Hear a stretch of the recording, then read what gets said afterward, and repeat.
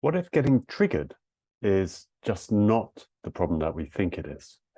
So just so we're clear, when we talk about getting triggered, what we're talking about is those moments where somebody says something and before we know it, we are in a state of overwhelm or anger or frustration, and we kind of lost it a bit.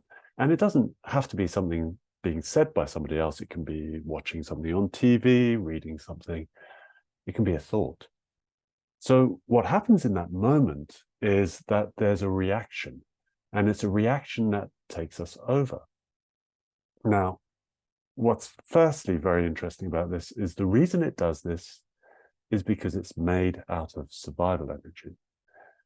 It is an attempt by our system to keep us safe, and it has to work faster than our thinking mind, because if we pause in a survival situation to think about, oh, should I step back from this lion, or should I just try and pet it?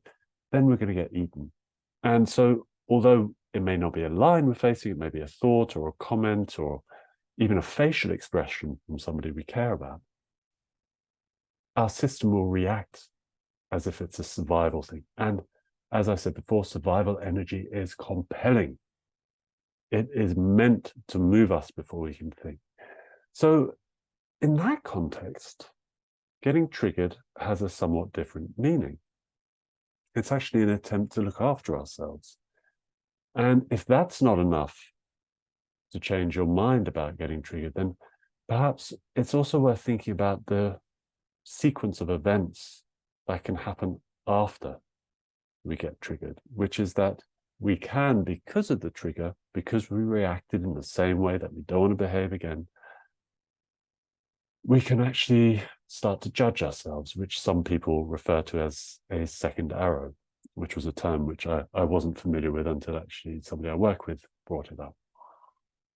This second arrow is what we do to ourselves once there has been an event. Now, I know it's used slightly differently in some contexts, but that's how I understand it. It's this extra judgment that I heap upon myself for something which is essentially out of my control in that moment because it's a survival effort.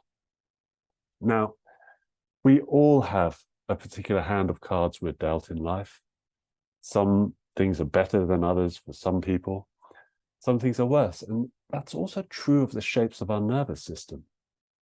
The way my nervous system is today and how it reacts has a particular set of tendencies. I will go to autopilot and react in these ways in charged situations or situations that trigger me. And I can only really do what I can to work with that hand of cards that I've been dealt. I can't change that hand of cards initially. I can actually change it over time and with practice and with effort and understanding how our nervous system works. We can actually change certain aspects of it. But that way that it's appearing in this moment, in the moment of a trigger, I can't change. Now, that also is a very, very important piece of the understanding about how we deal with these triggers and our attitudes towards it. Because again, if it's built before we have a chance to do anything about it, from our genetics, from our time in the womb, from our early life, even from later difficult events which have shaped us. And that's what's fruiting, that's what's coming out in this moment of trigger. And once again, it's not that I'm not responsible for it. I'm responsible about how I manage it. But the fact that it happens doesn't mean I'm a bad person. And I don't have to judge myself for that. I can actually start to just work with the fact that it's happening, find ways which are useful, noticing when it's happening, bringing more kindness.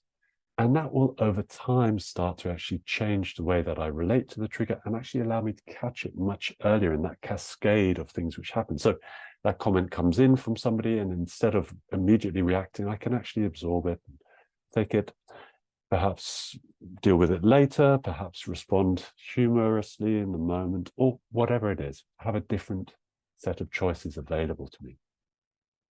That brings me to the most, for me, the most powerful and most exciting part of this changing of our attitude towards triggers.